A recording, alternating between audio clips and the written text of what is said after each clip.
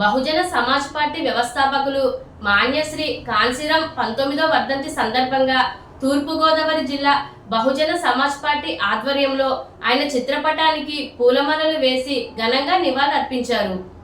ఈ సందర్భంగా బహుజన్ సమాజ్ పార్టీ వ్యవస్థాపకులు కాంశీరాం 19వ వర్ధంతిని తూర్పుగోదావరి జిల్లా అధ్యక్షులు పట్నాల విజయ్ కుమార్ ఆధ్వర్యంలో స్థానిక అంబేద్కర్ భవనంలో నిర్వహించారు.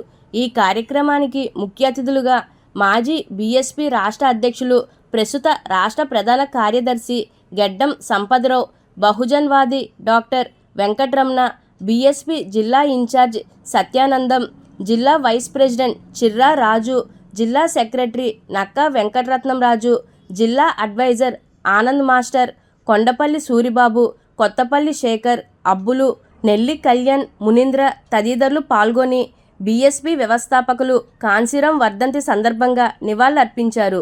అంబేద్కర్, పూలే చిత్రపటాలకు దండలు వేసి నివాళులర్పించారు.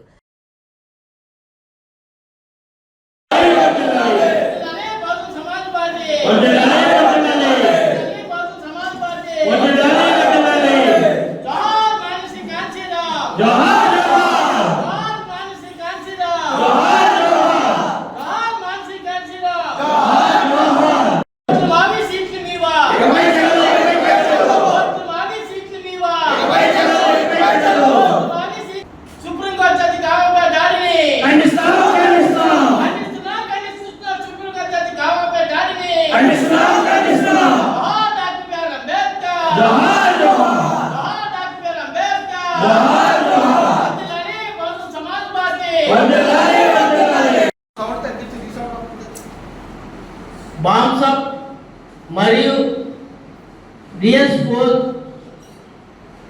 వ్యవస్థాపకుడు, అలాగే మన పూర్వీకులైనటి జ్యోతిరావు ఫులే, ఛత్రపతి శివాజీ, పెరేడ్ నాయక్, సాహు మహారాజ్ లాంటి ప్రముఖుల చరిత్రలను భారతదేశంలో ఎస్సీ బీసీ మైనారిటీ ప్రజలందరికీ తెలిసిన ఏకైక నాయకుడు.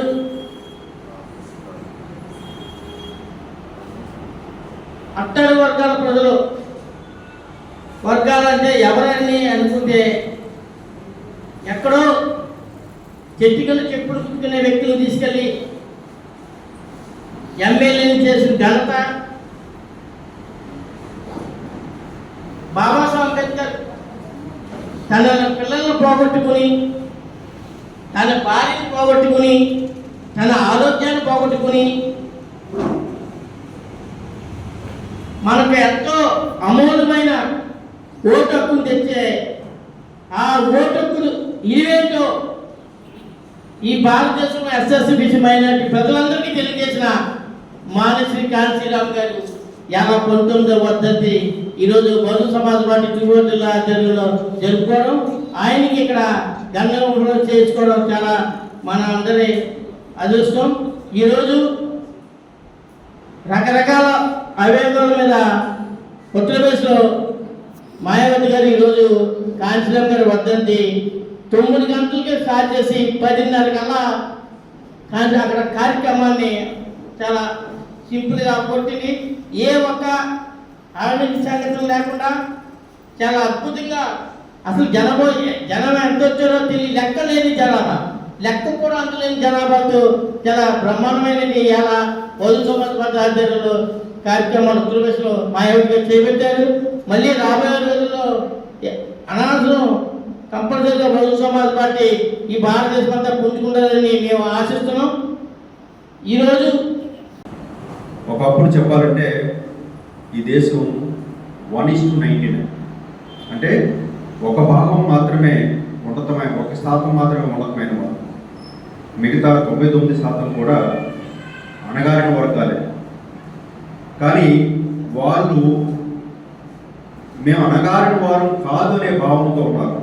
అంటే మీకు దేశం నలుమూలలకి మీరు ఎక్కడికి వెళ్ళినా సరే, భారతదేశంలో ఏ ప్రాంతంలో చూసినా ఒక కులం ఒక షెడ్యూల్ ఉండదు. సపోజ్ మన రాష్ట్రంలో చాకలు తీసుకుంటే చాకల సామాజిక వర్గం అది మన దగ్గర బీసీలో, ఒరిస్సా వెళ్ళేటప్పుడు ఎస్సీలో ఉంటారు. అలాగా కొన్ని ఏరియాలో బ్రాహ్మిన్స్ కూడా బీసీలో ఉన్నారు, క్షత్రియులు కూడా బీసీలో ఉంటారు. అంటే మనకి చరిత్ర తెలియకపోవడం వల్ల చాలామంది ఏమనుకుంటారంటే మేము అగ్రవర్ణం వారు అనుకుంటాం. నేను 1:99 ఎందుకన్నానంటే ఈ దేశంలో చదువు అనేది ఒక సామాజిక వర్గానికి మాత్రమే ఉండేది. ఆ సామాజిక వర్గంలో కూడా 50% చదువులేదు, మహిళలకు చదువులేదు. సో ఆ మహిళలను కూడా ఉద్ధరించిన మహానుభావుల పేర్లే.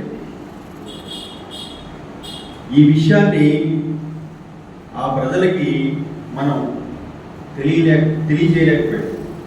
అది ఒక డిఫెక్ట్. అలాగే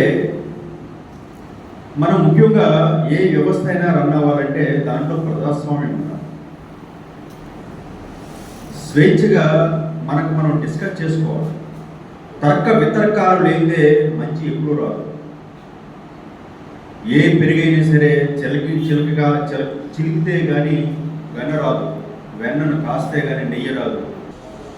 నేను రాజమండ్రి నగరంలో ఎన్నో సార్లు చెప్పడం జరిగింది. రాజమండ్రిలో 50 వార్డులు ఉన్నాయి.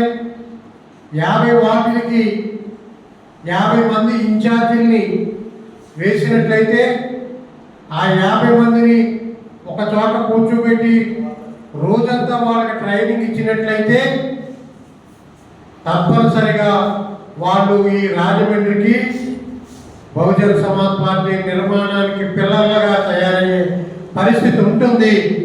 మీరు ఆ పని చేయండి అని చెప్పేసి ఎన్నిసార్లు చెప్పినప్పటికీ కూడా ఇక్కడ ఉన్నటువంటి నాయకులు ఎవరు దాన్ని పట్టించుకోవడం లేదు. తప్పనిసరిగా ఇప్పుడున్నటువంటి నాయకులు ఈ 50 వార్డులకి 50 ఇన్ఛార్జీలు తయారు చేసి వాళ్ళకి శిక్షణ తరగతి ఇవ్వాల్సినటువంటి బాధ్యత ఇప్పటికైనా ఉందని చెప్పేసి మీ అందరికీ తెలియజేసుకుంటున్నాను. ఎందుకంటే బహుజన్ సమాజ్ పార్టీ తప్పనిసరిగా ఈ భారతదేశాన్ని పరిపాలిస్తుందనే విషయాన్ని మనం నమ్ముతున్నాం. ఎందుకంటే అంబేద్కర్ చెప్పినటువంటి మాటలు ఏవైతే ఉన్నాయో ఈ భారతదేశంకి కమ్యూనిజం పనికిరాదని చెప్పాడు. ఇంకా ఎన్నో భవిష్యత్తు కార్యక్రమాలను ఆయన ఊహించి చెప్పడం జరిగింది.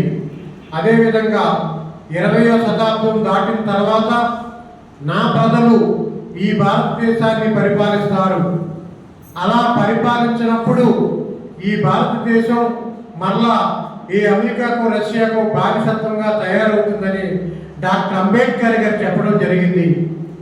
కానీ ఈ భారతదేశం బానిసత్వానికి వెళ్ళదు. కానీ అంబేద్కర్ చెప్పిన విధంగా ఈ భారతదేశానికి నా ప్రజలే పరిపాలిస్తారనే మాట తప్పనిసరిగా నెరవేరి తీరుతుందని చెప్పేసి ఈ కాంశీరావు గారు ఈ యొక్క వర్ధంతి సందర్భంగా మీ అందరికీ నేను తెలియజేస్తున్నాను. సోదరుల, దేశంలో ఏదైతే బహుజనులు ఉన్నారో ఈ బహుజనులందరికీ కూడా మంచి అవేర్నెస్ వస్తుంది.